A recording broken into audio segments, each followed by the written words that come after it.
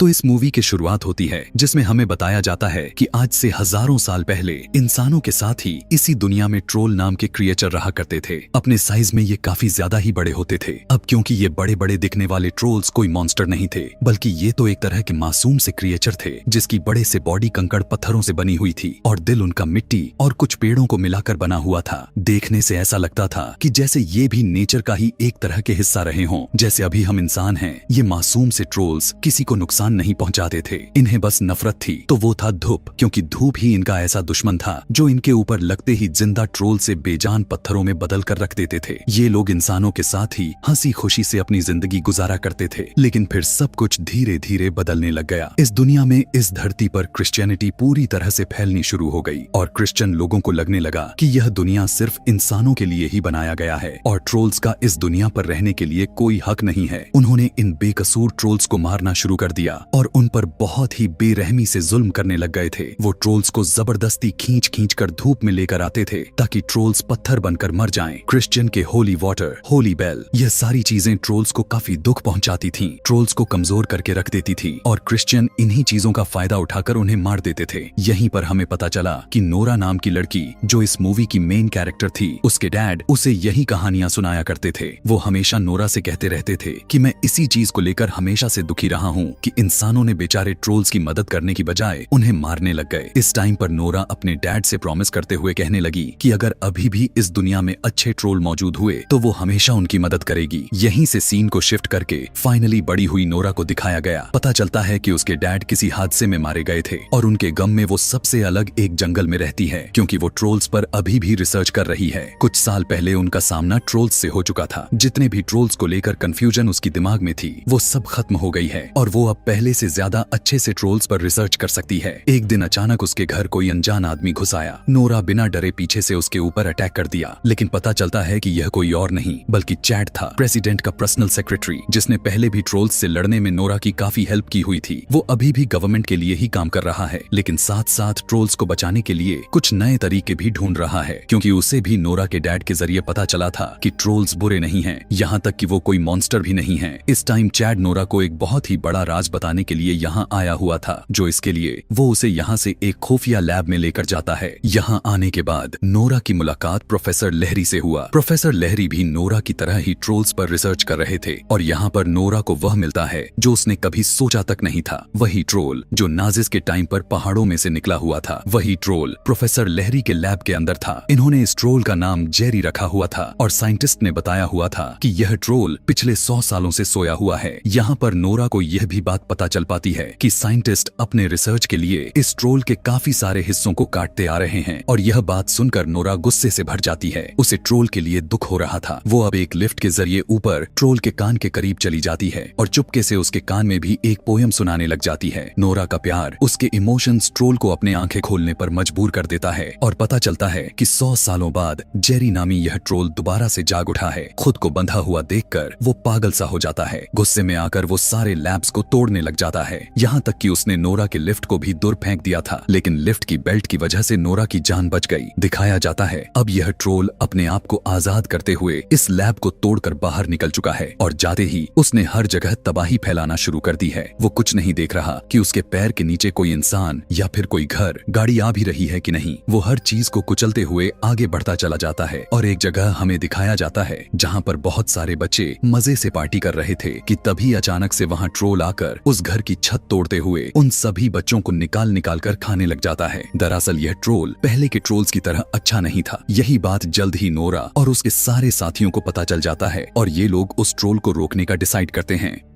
Nora की पूरी team की मीटिंग प्रेसिडेंट के साथ में हो रहा था। प्रेसिडेंट चाहते थे कि उस ट्रोल को जान से मारकर खत्म कर दिया जाए, लेकिन नोरा और चैड यह बिल्कुल ऐसा नहीं चाहते थे कि ट्रोल मर जाए। वो मिशन के लिए तैयार थे, मगर चुपके से नोरा और चैड प्लानिंग करते हैं कि वो ट्रोल को किसी भी हालत में बचाकर ही रहेंगे। अगले सीन में हमें क्रिस नाम के एक कैप्टन को दिखाया जाता है जो इस पूरे मिशन में उनके साथ रहने वाला था। क्रिस और उसकी टीम यूवी लाइट्स वाले बड़े बड़े हेलीकॉप्टर्स को रेडी करते हैं। पता चला कि इनका मकसद है कि ट्रोल को रात के वक्त में ही उसे पत्थर बना देना देना। रात में दिखाया जाता है कि जेरी नाम का वो ट्रोल अभी भी लोगों को पकड़ पकड़ कर खा रहा था। तब क्रिस और इसके बाकी के सभी साथी हेलीकॉप्टर से ट्रोल को मारने के लिए उसके करीब पहुंच गए। उन्होंने यूवी लाइट्स के जरिए ट्रोल को कमजोर करने की कोशिश तो की थी, लेकिन वो ट्रोल को पत्थर में नहीं बदल पाए। और अब ट्रोल उनके इस हमले से बहुत ही ज्यादा गुस्से में आ गया कि उसने बिजली का एक टावर जमीन से उखाड़कर वहीं लोगों पर फेंक दिया। इस सब में क्रिस का दोस्त का हेलीकॉप्टर तबाह हो गया था और क्रिस का दोस्त भी मारा गया। अपने दोस्त की मौत को देखते हुए क्रिस को अब बहुत ही ज्यादा गुस्सा आ जाता है। वो अब पूरी तरह से बदले की आग में जलने लग जाता है और ट्रोल को मारने के बारे में सोचता है। लेकिन नोरा जो उसके पीछे बैठी हुई थी वो समझाती है कि हम इंसानों ने ही इन ट्रोल्स को मॉन्स्टर बनाकर रख दिया है। सभी उससे पूछने लग जाते हैं कि आखिर हम इसका करेंगे क्या, यह तो इतनी सारी तबाहियां फैलाए ही जा रहा है। तब नोरा कहती है कि मेरे पास एक आइडिया है। यह कहकर सबको एक बड़े से गार के अंदर लेकर जाती है और यहाँ पर हमें पता चलता है इस धरती पर जेरी के अलावा भी एक और भी ट्रोल था, लेकिन यह वाला ट्रोल पहले वाले यानी जेरी से बहुत ही अच्छा था और कई सालों पहले नोरा को दिखा हुआ था। दरअसल नोरा काफी बार इस ट्रोल के पास आती जाती रहा करती थी, इसीलिए ट्रोल उसका अच्छा दोस्त बन गया था। और अब जेरी को खत्म करने के लिए नोरा इस अच्छे वाले ट्रोल की हेल्प लेना चाहती थी। नोरा यहाँ पर इन्हें एक अच्छी बात बताती है कि इंसानों ने इन सभी ट्रोल्स को इन्हीं पहाड़ों यानी इन्हीं गारों में मार दिया था और उस टाइम इस ट्रोल यानी यह एक छोटा सा बच्चा बच गया था, जो अब उन बीते हुए हजारों सालों में यह इतना बड़ा हो चुका था। खैर, नोरा ने इस ट्रोल का नाम नेचर रखा हुआ था। यहाँ पर नोरा और चैड दोनों मिलकर नेचर से प्यार की बातें करते हुए उससे मदद का गुहार लगाने लग गए ताकि वो जेरी को रोक सके। नेचर ने नोरा की बातों को एक्सेप्ट करते हुए जेरी से मिलने के लिए चला जाता है, लेकिन जेरी की नफरत इतनी ज्यादा मात्रा में गहरी हो चुकी थी कि वो किसी की भी बात सुनने को तैयार नहीं था। जेरी जोर से अपना पैर पटकता है, जिसकी वजह से नेचर के पैर के नीचे की बर्फ टूटकर अलग होने लग जाती है और नेचर पानी के अंदर डूब जाता है। यह देखने के बाद तो नोरा का दिल बुरी तरह से टूट गया, क्योंकि अब उसे लगने लग गया था कि नेचर पानी में डूबकर मर गया है। हम देखते हैं कि पहले वाला जेरी ट्रोल यहाँ से चलना शुरू कर देता है। नोरा को पता चलता है कि वो ट्रॉन्डहाइम की तरफ बढ़ रहा है, जहाँ सेंट उल्फ रहा करता था। नोरा और चैड उसके पूरे टीम भी ट्रॉन्डहाइम की तरफ बढ़ने लग जाते हैं। सभी को यह बात अच्छे से पता था कि इस चर्च के अंदर सेंट उल्फ की कब्र पड़ा हुआ है, लेकिन पहले भी वो कब्र खोजने पर किसी को नहीं मिली हुई थी। लेकिन यहाँ पर नोरा और चैड अपने दिमाग पर काफी जोर लगाते हुए उल्फ की पेंटिंग के अंदर 3 ऐसे निशान देख लेते हैं, जो निशान असल में इस दरवाजे को खोलने की चाबियां थी। इन्हीं निशानों में वो 3 तरह के डंडे डालकर दीवार को पूरी तरह से घुमा देते हैं और अंदर से इन्हें आखिरकार सेंट उल्फ की कंकाल मिल जाती है, जो उसके हाथों में उसके खुद की चांदी की तलवार के साथ वो लेटा हुआ था। यहाँ पर सेंट उल्फ के कपड़ों के बीच उन्हें एक अधूरा लेटर मिला। इसके साथ का आधा लेटर उस लैब में पड़ा हुआ था जहाँ साइंटिस्ट ने जेरी ट्रोल को रखा हुआ था।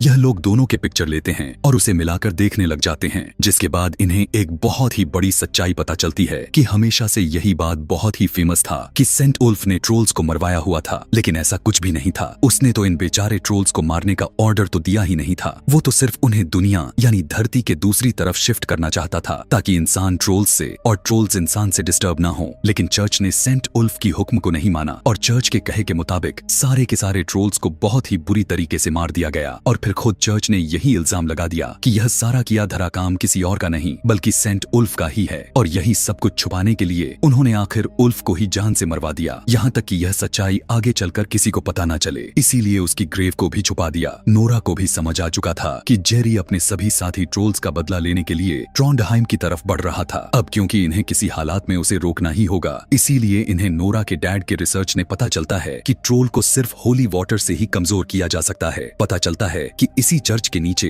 होली वाटर की एक बहुत बड़ी झील थी। नोरा और उसकी टीम अब लोगों और मिलिट्री को मदद से होली वाटर से बनने वाले बहुत से हथियार यानी वेपन्स तैयार करते हैं। और जैसे ही जेरी रात के टाइम शहर में आया तो पहले चर्च की घंटी बजा बजा कर उसे कमजोर कर देते हैं और उसके बाद बहुत सारे होली वाटर वाले बॉल्स को उसके ऊपर फेंकते हैं। लेकिन इससे तो उस ट्रोल यानी जेरी पर कुछ भी फर्क नहीं पड़ रहा था और अब उसे और भी ज्यादा गुस्सा आ जाता है और वो अपने आसपास के घरों पर और भी ज्यादा तबाही फैलाने लग जाता है। इससे पहले कि यह सारा का सारा सिचुएशन नोरा के हाथ से निकल जाती, अचानक पानी में डूबा हुआ नेचर वापस आ जाता है, जिसे देखकर नोरा सबसे ज्यादा खुश हो जाती है। नेचर यहाँ पर जेरी से लड़ते हुए उसे रोकने की कोशिश करने लग गया था, इसीलिए दोनों के बीच शहर के ठीक बीचों बीच एक घमासान लड़ाई शुरू हो जाती है। नोरा के साथी उसे बताने लग जाते हैं कि जेरी ट्रोल को मारने के लिए उसके शरीर पर नहीं बल्कि उसके दिल तक होली वाटर को पहुंचाना ही होगा, वरना इस तरह से तो वो पूरी शहर को ही तबाह करके रख रख देगा। लेकिन यह काम भी कर पाना इतना आसान भी नहीं था और इस काम को करने के लिए बस इनके पास अब एक वाटर बॉम्ब बचा हुआ था। लड़ने की वजह से ट्रोल हर टाइम हिल रहा था, तो ठीक उसके मुंह के अंदर निशाना लगाकर होली वाटर बॉम्ब को मारना तो पॉसिबल ही नहीं था। इस टाइम इस सिचुएशन को देखते हुए चैड अपनी कुर्बानी देने का फैसला कर लेता है। वो क्रिस से कहने लग जाता है कि उसे जैसे ही मौका मिलेगा वो खुद उस होली वाटर को लेकर जेरी ट्रोल के मुंह के अंदर जंप कर देगा। लेकिन सभी उसके फैसले से खुश नहीं थे, मगर मानव प्रजाति को बचाने का सिर्फ यही एक रास्ता बचा हुआ था। चैड और क्रिस होली वाटर बॉम्ब को लेकर जेरी के मुंह के करीब पहुंच जाते हैं।